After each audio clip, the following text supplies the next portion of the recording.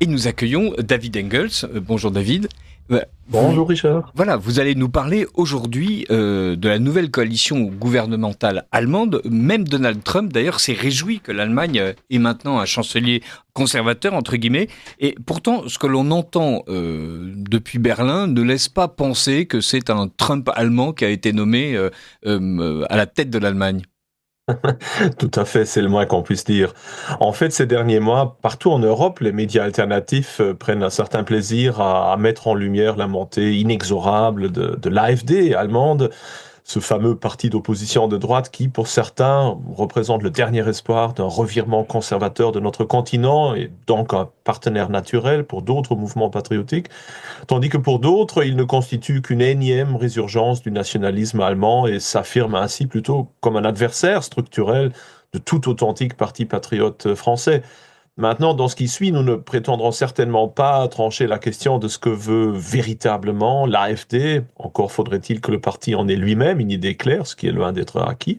Mais nous nous attacherons plutôt à démontrer qu'un retournement politique significatif outre-Rhin n'est ni pour demain, ni pour même l'année prochaine.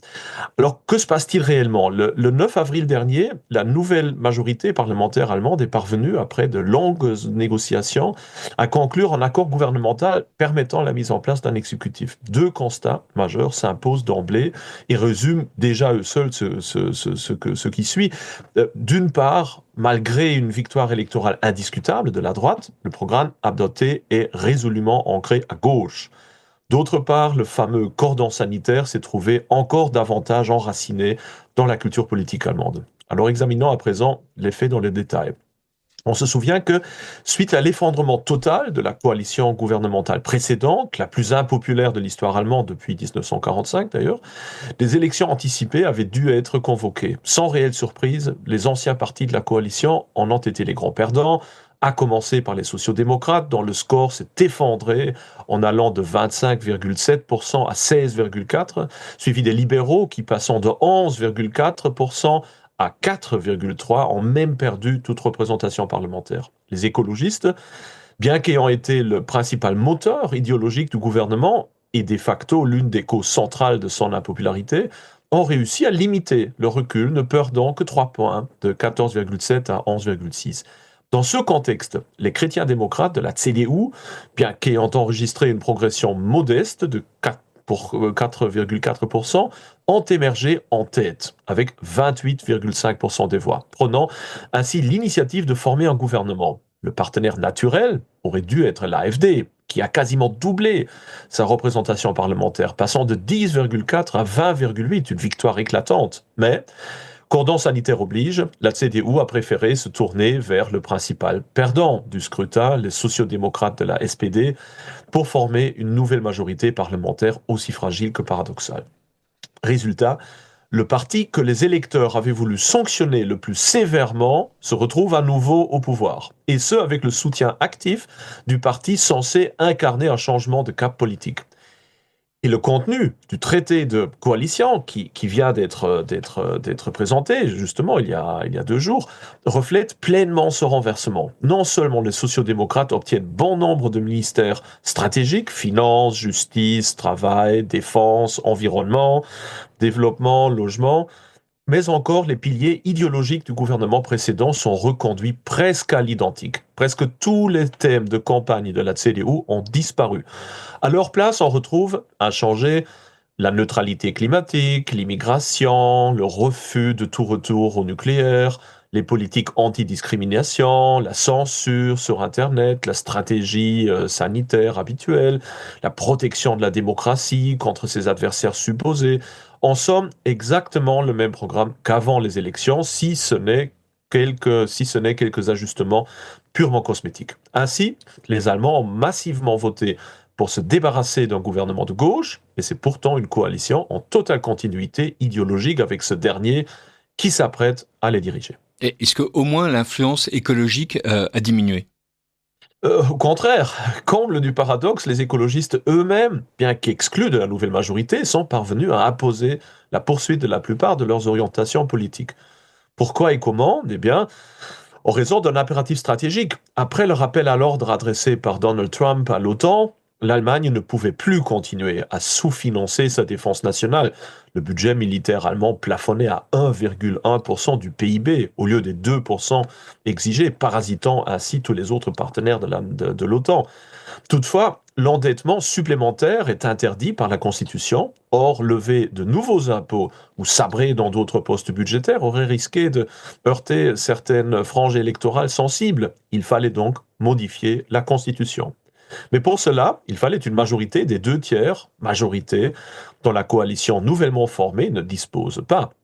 Même en s'adjoignant le soutien des écologistes, elle n'y parvenait pas. La solution, sans précédent, rappelait exceptionnellement l'ancien Parlement, dont la configuration, CDU, SPD et Verts, permettait d'atteindre cette supermajorité. C'est donc avec les voix d'une assemblée déjà démise de ses fonctions et grâce au soutien d'un parti désormais hors gouvernement qu'a été entérinée une série d'amendements constitutionnels permettant désormais un endettement massif. Et bien entendu, les écologistes ont fait payer leur soutien. Ils ont exigé et obtenu une augmentation supplémentaire de 100 milliards d'euros de dettes exclusivement allouées à la lutte contre le changement climatique.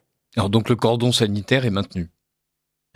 Tout à fait. En ce qui concerne le cordon sanitaire, même une nouveauté d'importance a été introduite dans le contrat de coalition. Les 2 partis signataires s'engagent à exclure formellement toute forme de coopération avec ce qu'ils appellent l'extrême droite.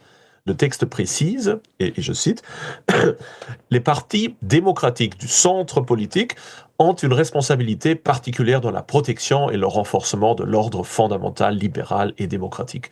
Les partenaires de la coalition excluent à tous les niveaux politiques toute coopération avec des partis anticonstitutionnels, antidémocratiques et d'extrême droite. Au Parlement, cela concerne notamment les propositions conjointes, les accords électoraux et toute autre forme de coopération. Alors, on passera ici sur le fait devenu banal que seule l'extrême droite est visée et non l'extrême gauche. La symétrie idéologique selon laquelle la gauche serait toujours morale et fréquentable, et la droite toujours suspecte et condamnable, est une constante bien ancrée, aussi bien en France qu'en Allemagne. D'ailleurs, la CDU, l'ancien parti de Helmut Kohl et de la réunification allemande, a déjà prouvé dans le passé que lorsqu'il fallait choisir entre une alliance avec l'AfD ou une coopération avec les néo-staliniens de l'extrême gauche, elle penchait sans hésiter pour la seconde option. Mais ce qui est plus grave encore, c'est que cette clause contraint désormais tous les échelons institutionnels de la République fédérale, donc du Bundestag aux Länder jusqu'aux communes finalement, à respecter cette exclusion, ce qui revient à nier la diversité politique régionale qui faisait jusqu'ici l'une des particularités de la démocratie allemande. La SPD a donc réussi à faire signer à la CDU une renonciation officielle à toute collaboration avec l'AfD, soit le seul partenaire potentiel capable de ramener la CDU vers ses racines patriotiques et conservatrices. Fait plus ironique encore, les nombreux scandales politiques de ces dernières semaines ont fait grimper l'AfD maintenant à 26% d'intention de vote, ce qui en fait désormais le premier parti d'Allemagne. C'est tombé hier. Pourtant, cette progression ne produit aucune conséquence immédiate sur la politique nationale. Pire, elle pourrait même avoir un effet inverse, car plus l'AfD progresse, plus les autres partis resserrent leur rang autour d'une ligne commune, incluant de facto l'extrême gauche, dans le seul but de bloquer toute percée électorale de la droite. En d'autres termes, plus les Allemands votent pour l'AfD, plus le pays est gouverné par la gauche, et plus la CDU s'éloigne de ses valeurs originelles, plus elle perd en crédibilité, s'aliène son électorat et la rend dépendante de coalitions de gauche. Mais alors, à terme, parce que la montée de l'AfD paraît absolument irrésistible. Il ne faudrait pas se réjouir trop tôt, car n'oublions tout de même pas que le durcissement du cordon sanitaire signifie également que les voix allant aux partis traditionnels deviennent de plus en plus clairement et explicitement des votes de rejet de la AfD. Aujourd'hui, si une personne sur 4 vote pour cette dernière, les 3 autres votent contre elle, en pleine conscience de cause. Certes, l'AfD pourrait atteindre les 30% un jour, mais cela représenterait probablement un plafond durable qui, en termes d'accès au pouvoir, ne changera pas grand-chose au niveau institutionnel, du moins à court et moyen terme.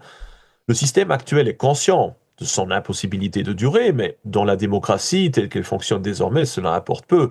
L'enjeu consiste à survivre d'échéance électorale en échéance électorale, puis probablement à s'éclipser opportunément au moment du naufrage. Naufrage qui risque d'engloutir d'ailleurs non seulement les partis traditionnels, mais aussi l'AfD elle-même. Et qu'en est-il de la France? Deux leçons s'imposent. D'une part, espérer que l'Allemagne suive l'exemple des Pays-Bas, de la Belgique, de l'Italie ou de la Hongrie pour incarner un changement conservateur aussi, hein, ou imposer un changement conservateur à Bruxelles ou à Paris, est un mirage. Ce pays est et restera solidement ancré à gauche. Et cela ne changera pas de sitôt. D'autre part, l'exemple allemand fournit un exemple ou un enseignement capital à la droite française. Le cordon sanitaire est beaucoup plus solide qu'on veut le croire, et il est probable que le système en place ne disparaîtra qu'avec l'effondrement complet du pays lui-même, du moins en France et en Allemagne, les deux piliers de la construction européenne, même si la situation est un peu plus contrastée en périphérie. Ce qui nous ramène, comme toujours, à ce que je considère comme un mantra fondamental. La lutte politique est cruciale, certes, mais la lutte culturelle l'est encore davantage. Alors, il nous reste 30 secondes. Donc, en 30 secondes, pourquoi est-ce que cette lutte culturelle est fondamentale ? Eh bien, ce n'est pas dans les parlements que s'effectuera un basculement patriotique réel, mais sur le terrain. La victoire électorale ne précédera pas un changement profond des mentalités sur les questions identitaires, elle en sera la conséquence. Parfait. Merci beaucoup, David Engels, de nous avoir éclairé sur cette fausse bonne nouvelle d'une coalition qui, en fait, va réussir qu'à reproduire la gauche. Merci beaucoup et à la semaine prochaine. Avec plaisir, à vendredi prochain.